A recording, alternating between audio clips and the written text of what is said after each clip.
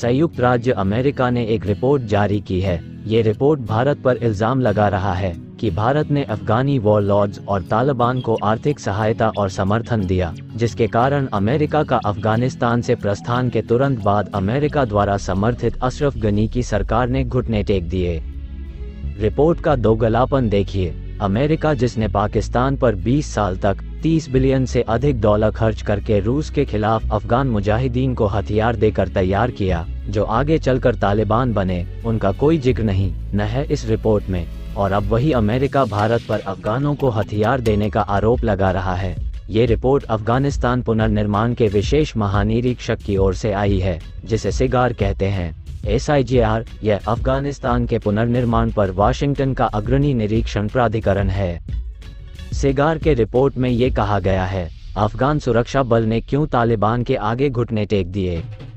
आइए रिपोर्ट की जांच करते हैं। इस रिपोर्ट का आधार कहां से लिया गया है, जिसने भारत को अफगान सरदारों को वित्त पोषित करने पर दोषी ठहराया। सिगर की रिपोर्ट हिबतुल्लाह अली जई की गवाही पर आधारित है। वह अफगान सेना के पूर्व जनरल हैं और उन्होंने बहुत कुछ कहा है इस रिपोर्ट में। उनका कहना है, नूर और दोस्तम ने भारत से पैसा लिया अफगानिस्तान के नॉर्थ रीजन में एक रेजिस्टेंस अलायंस फोर्स की गठन के लिए।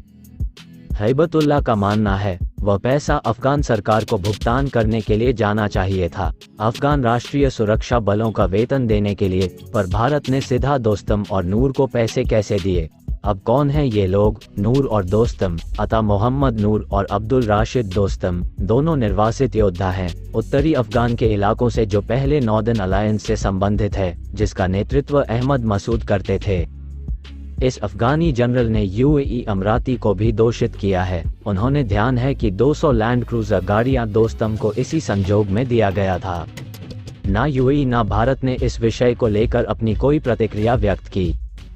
सबसे हैरान करने वाली बात यह है कि भारत ने जो विकासशील परियोजनाओं पर पैसा लगाया, उसका कोई उल्लेख नहीं, और ना ही पाकिस्तान की भूमिका पर कोई प्रश्न चिन्ह, जिसने तालिबान के साथ मिलकर अमेरिका के दोहा शांति वार्ता में शामिल थे। और तालिबान के काबुल पर कब्जा के तुरंत बाद पाकिस्तान इसी प्रमुख का काबुल दौरा को नजरअंदाज किया गया। पर क्यों?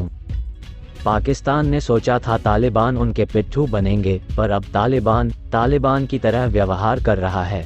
वे दिखा रहे हैं कि उनका अपना एक दिमाग भी है। पाकिस्तान को ये पसंद नहीं आ रहा है। अब इसे लेकर भारत को पाकिस्तान घेर रहा है, क्योंकि यूक्रेन में अमेरिका को पाकिस्तान की मदद चाहिए गोला बारूद के लिए। ये रिपोर्ट सिर्फ पाकिस्तान को खुश करने के लिए जारी हुआ है, जिसकी महत्वता कुछ नहीं भारत के लिए, और ऐसे रिपोर्ट को भारत दरकिनार करता है बिना प्रतिक्रिया जाहिर किए। पर यह बहुत जरूरी है कि हम अमेरिका के गलत नीति और दोगलापन को उजागर करें, जिसके लिए अमेरिका मशहूर है, और वह इसकी कोई परवाह नहीं करता। तो भारत ऐसे फालतू रिपोर्ट पर गौर क्यों करें? ठीक 4 रोज़ पहले यूक्रेन की पेरिस में ये अहम इजलास होना और अफ़गानिस्तान को डिस्कस करना, और अगर ममालिक देखें इसमें कौन है, मसलन अमेरिका, बरतानिया, कनाडा, जर्मनी, इटली, स्विट्ज़रलैंड और ज़ाहिर है कि यूरोपियन यूनियन का नुमाइंदा था वो जो सारा रिप्रेजेंट कर रहा था। ये वो ममालिक हैं, अगर आप देखें कि जो 9/11 वाक़यात के बाद जो अमेरिका ने इन्वेजन की अफ़गानिस्तान की, जो एक इत्तेहाद बना बैनुल-अक़वामी, उसमें ये तमाम जो ममालिक थे, इन्होंने कलीदी किरदार अदा किया। अमेरिका के बाद ये जो इजलास हुआ है, इससे अंदाज़ा होता है कि एक तरफ यूक्रेन वॉर अपनी जगह पे, लेकिन अफ़गानिस्तान के हवाले से लगता है कि मगरिब की जो दिलचस्पी है वो दोबारा बढ़ रही है, और अमेरिका की भी इसमें दिलचस्पी है। और ये क्यों ऐसा हो रहा है, ये आई थिंक बहुत इंपॉर्टेंट है। जैसे मैंने कहा कि ये इजलास 20 फरवरी को हुआ, और कल तक इस इजलास के बारे में किसी को पता नहीं था, क्योंकि ज़ाहिर है कि इस इजलास को एक लिहाज से खुफिया ही रखा गया। लेकिन कल जो अमरीकी महकमा खारजा है, यानी कि रात गए उनकी तरफ से, जो उनका दफ्तर खारजा है, स्टेट डिपार्टमेंट जिसे आप कहते हैं, उनकी तरफ से एक बयान जारी हुआ, जिसे वो मुश्तरका एलामिया कहते हैं। तमाम ममालिक ने इस पर अग्री। बड़ी सिग्निफिकेंट आई थिंक बातें, और पाकिस्तान के हवाले से भी बहुत अहम डेवलपमेंट्स हैं, जिससे कुछ ये इंडिकेशन मिल रही है कि ऐसा तो नहीं है कि एक दफ़ा फिर अमेरिका और जो बाकी उनके इत्तेहादी हैं वो अफ़गानिस्तान का डेवलपमेंट है, एक शिफ्ट है इवन के जो मगरिब है और अमेरिका है उनकी पॉलिसी में, क्योंकि अलकायदा की, दाइश खुरासान की तो समझ आती है। ये वो ग्रोह हैं जो यकीनी तौर पर अमेरिका ज़ाहिर है कि उनको अपना नंबर 1 एनिमी समझता है और उनका ख़दशा है कि वो अभी भी शायद अफ़गानिस्तान के अंदर घुस सकते हैं। लेकिन एक्सप्लिसिटली ख़ास करके तहरीक तालिबान पाकिस्तान का इसमें नाम आना ये बहुत सिग्निफिकेंट पहलू है। और अफ़गान तालिबान और उनकी जो हुकूमत है वो एक स्टेट ऑफ डिनाइल में है। वो इनकार करते हैं, वो कहते हैं नहीं जी ये तो TTP हमारे यहाँ तो ऑपरेट करती नहीं है। लेकिन इस जो मुश्तरका एलामिया है जिसमें तमाम ये बड़े ममालिक शामिल हैं, इसमें UN के नुमाइंदे भी शामिल थे, वो खुद ये कह रहे हैं कि जो TTP है वो अफ़गानिस्तान से ऑपरेट कर रही है।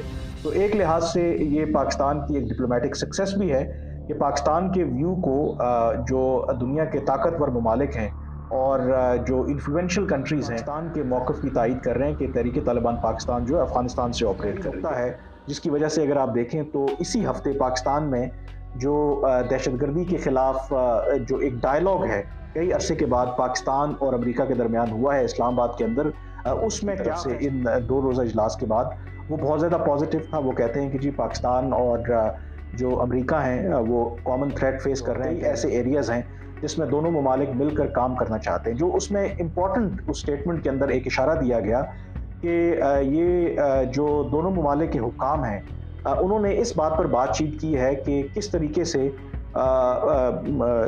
जो माजी में दोनों मुल्कों के दरमियान जो दहशतगर्दी के ख़िलाफ़ जंग में कुछ जो मैकेनिज़म्स थे, कुछ जो प्रोग्राम्स थे, उनको दोबारा शुरू करने के लिए काम किया जाए। ये एक सिग्निफिकेंट बात है क्योंकि आपको पता है कि 9/11 के बाद पाकिस्तान और अमेरिका बावजूद इसके कि इनमें एतमाद का फुकदान भी रहा, लेकिन नेवरदलेस ये करीबी इत्तेहादी भी रहे। बहुत से ऐसे जो इक़दामात हैं दहशतगर्दी के ख़िलाफ़ इन्होंने मिलकर काम किया। लेकिन अफ़गानिस्तान से अमरीकी इनखला के बाद वो जो इशारा दिया था कि शायद अगर अफ़गानिस्तान के अंदर अफ़गान तालिबान अपने रवैये में तब्दीली नहीं करते तो इस बात का इम्कान मौजूद है कि शायद अमेरिका अपने इत्तेहादियों के साथ मिलकर, पाकिस्तान के साथ मिलकर अफ़गानिस्तान के अंदर एक रजीम चेंज की भी एफर्ट हो सकती है। और रजीम चेंज क्या कि इस वक्त जो अफ़गान तालिबान हैं वो भी 2 धड़ों में बटे हुए हैं। एक हार्डलाइनर है जिसकी नुमाइंदगी करते हैं जो अफ़गान तालिबान के अमीर हैं हैबतुल्ला अखुंज़ादा। वो हार्डलाइनर हैं, वो समझते हैं कि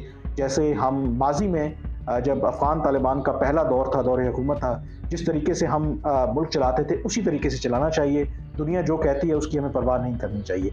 दूसरा ग्रुप जो काबुल में है जिसका मुल्ला अब्दुल गनी बरादर हैं या उनके एक्टिंग प्राइम मिनिस्टर हैं या जो बाकी लोग हैं, इनके बारे में कहा जाता है ये मॉडरेट हैं। ये समझते हैं कि हमें जो दोहा में हमने दुनिया के साथ जो मायदे किए, जो उनके साथ वादे किए, उनको पूरा करना चाहिए। वो पाकिस्तान के जो कंसर्न्स हैं उनको भी एड्रेस करना चाहते हैं। तो ये ऐन मुमकिन है कि ये जो मॉडरेट फैक्शन है कोशिश की जाए कि इनको किसी तरीके से ऊपर लाया जाए और उसके साथ साथ फिर बाकी जो इस तरह के एथनिक ग्रुप हैं उनको भी शामिल करके एक इंक्लूसिव गवर्नमेंट बनाई जाए। लेकिन जाहिर है कि अफ़गानिस्तान में जो माजी में जितने भी तजुर्बात हुए उसका अंजाम कोई इतना अच्छा नहीं हुआ। लेकिन एटलीस्ट एज ऑफ नाउ ये लग रहा है कि जो इनिशियली लग रहा था कि शायद अफ़गानिस्तान से अमरीकी इनखला के बाद दुनिया की दिलचस्पी अफ़गानिस्तान को लेकर के ख़त्म हो जाएगी, वो लगता है कि ऐसा नहीं है। पेरिस में इन अहम ममालिक का सिर्फ अफ़गानिस्तान के ऊपर एक ऐसे मौके पर जब यूक्रेन वॉर अभी भी ख़त्म नहीं हुई, जब दुनिया कई और मुआशी और दूसरे मसाइल से दो चार है, अफ़गानिस्तान का इन ममालिक का डिस्कस करना, एक नया ग्रुप तश्कील देना और मुस्तकबिल में भी इसके इजलास बुलाना इस बात की तरफ इशारा कर रहा है कि आइंदा आने वाले वक्तों में अफ़गानिस्तान के हवाले से कोई अहम डेवलपमेंट हो सकती है अगर अफ़गान तालिबान ने अपने रवैये में कोई तब्दीली ना की। और ये ऐन मुमकिन है कि पाकिस्तान भी फिर उसका साथ दे और शायद उसके अंदर एक और विंडो जो इस वक्त पाकिस्तान के लिए मुश्किल मुआशी सूरत हाल है, क्योंकि माजी में आपको पता है कि जब पाकिस्तान पर इसी तरह की जो मुश्किल मुआशी सूरत हाल रही, क्योंकि हम अमेरिका के और मगरब के इत्तेहादी रहे, तो बहुत से हमारे जो मुआशी मसाइल हैं वो उतने गंभीर नहीं हुए। तो जो भी ये डेवलपमेंट्स हो रही हैं, आई बिलीव कि इसका पाकिस्तान की सियासत के ऊपर, पाकिस्तान की सिक्योरिटी के ऊपर और पाकिस्तान की मईशत के ऊपर बहुत आई बिलीव के इम्प्लिकेशंस मेरे ख्याल में हो सकती हैं। पॉजिटिवली भी हो सकती हैं, नेगेटिवली भी हो सकती हैं, बट एटलीस्ट ये लग रहा है कि एक दफ़ा फिर अमेरिका और जो उनके मगरबी इत्तेहादी हैं वो उन्होंने रुख किया है अफ़गानिस्तान की तरफ। वो किस हद तक जाते हैं ये तो आने वाला वक्त